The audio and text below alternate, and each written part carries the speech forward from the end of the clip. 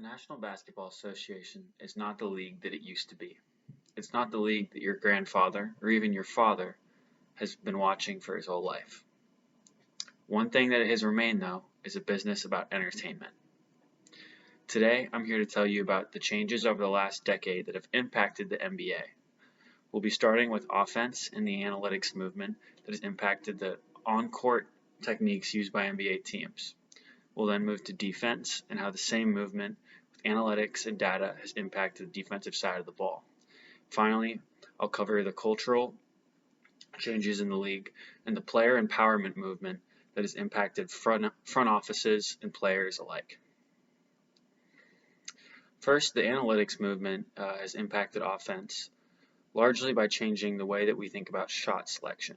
By shot selection, I mean shots behind the three-point arc and in front of the three-point arc worth 2 points. Data has shown that taking a higher number of shots behind the three-point arc is more valuable than shots further from the basket but still in the 2-point area known as mid-range.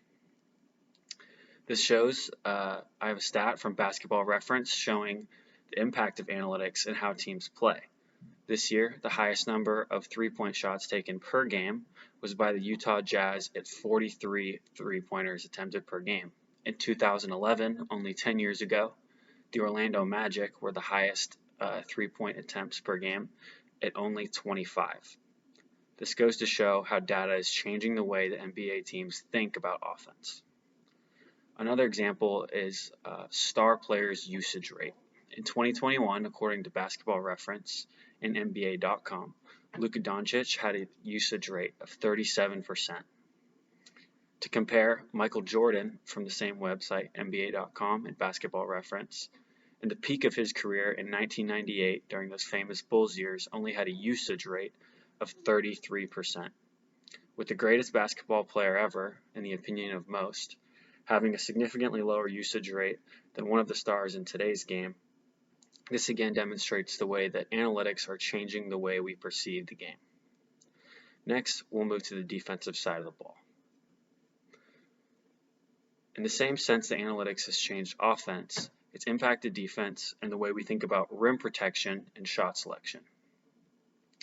We know that open three-pointers are some of the most valuable shots, as well as open two-pointers that are close to the basket being a very high percentage look.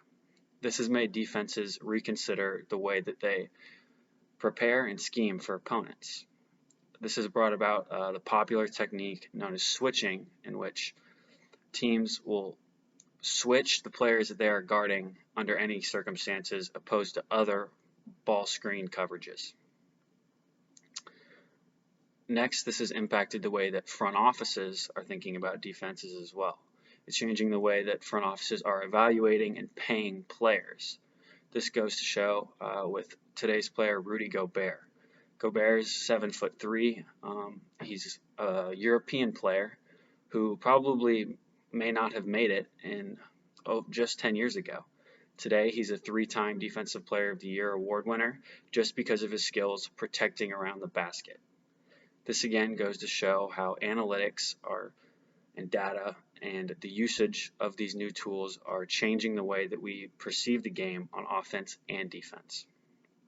Finally, I'll talk about the player empowerment era and how it's impacting the culture surrounding the league.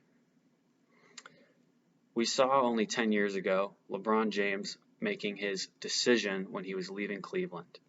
There was a 60-minute televised special featuring LeBron and his decision on where he would go in free agency. At the time, this was an unprecedented idea. Today, we see superstars such as Kawhi Leonard and James Harden requesting trades just because they don't like the current situation that they're in. This has become more normal, and the power has shifted to the players, particularly star players, and whenever they're unhappy with their current situations, they're able to force their way out in ways that were completely unheard of in the 80s, 90s, and even 2000s. I believe that I've summarized all of the things that I came to talk about with offense, defense, and the culture of the league and the way that they've been affected by both the analytics movement and the player empowerment movement over the last 10 or 15 years. The NBA has always been about basketball, but more so about entertainment. Thank you.